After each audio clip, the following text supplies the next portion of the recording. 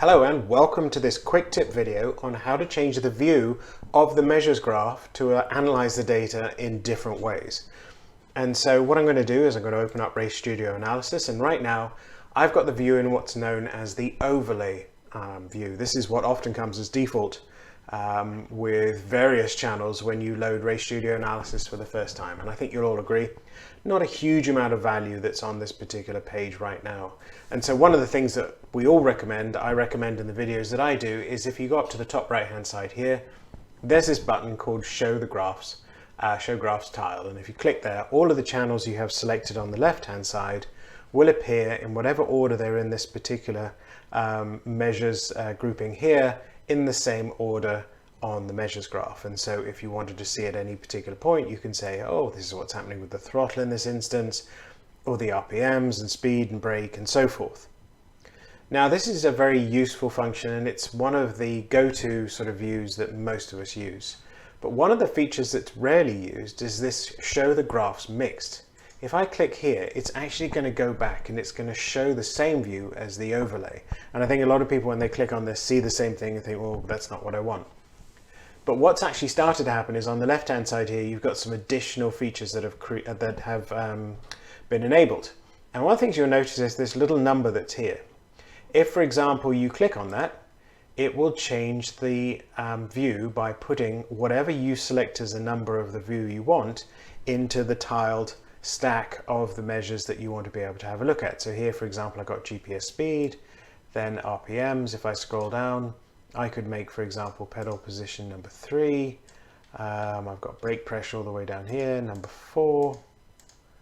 And I could make steering angle number 5. Now you can do that 6 times. But what you'll notice is that now I've got the graphs and the view that I like. And if I wanted to be able to change any of these and say, hey, I'd love to be able to see one on top of the other. Right now, I'd like to see brake pressure above the pedal position. I can make brake pressure number 3. And I can make the pedal position number 4. And you can see we can shuffle them around. Now this is something you can do if you want to be able to sort of customize the view, and this is the first step that's available to you. The second thing is you'll probably notice that we've only got a scale on the left hand side here associated with speed. That's because the other feature that's been enabled is that you can turn on and off the scale. So if I turned on RPM, that appears, and so forth. Now the reason that that is an option is because one of the things that you can also do is you can overlay some of these on top of each other in the same tile. And so what I'm going to do is I'm going to turn on an additional channel. And what I'm going to do is I'm going to turn on GPS lateral acceleration. This gives me an idea of G-forces that you may experience in corners, for example. If I turn that on, by default it's just going to pop over the top of the first box because it's number 1. But I want to be able to overlay that on top of steering angle, which is, if I scroll down, steering angle right now is number 5. If I scroll back up and I pick on GPS lateral acceleration, 1, 2, 3, 4, and 5, and now I've got those two overlaid on top of each other. I can, for example, turn on the scale there that gives me the G-forces in the corners, and I can turn on the scale which gives me the steering degrees on the steering wheel, and now I can see this information overlaid on top of each other. Now this is useful, for example, because one of the things that you like to be able to see is that as you turn the wheel, what happens is obviously the G-forces pushes the opposite direction to as the wheel's been turned. You turn right, G-forces push everything sort of to the left by nature of the car dynamics. And so you can see, for example, certain aspects such as here, there's a quick whatever's happening on the steering wheel, is this having an impact on grip, which may be an indication here as to what's happening in that corner.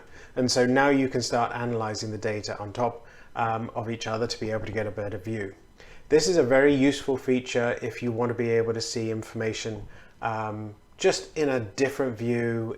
This is a particularly useful feature because obviously the graphs work so nicely sort of opposing view of particular aspects. But one of the things that you often see is that people will overlay RPMs and the throttle trace. So you can see gear changes, or you'll see gear changes overlaid, all sorts of different options. But one of the things is you rarely see this being used by people because obviously the tiled view is the easiest way to see everything. But at the same time, if you just want to sort those channels, it starts getting tricky. So this just gives you the option of customizing your view and deciding how you want to be able to see it. And so hopefully you find this quick tip video useful. If you like it, please give it a thumbs up. If you've got more questions, please write in the comments box below. And thanks so very much for watching.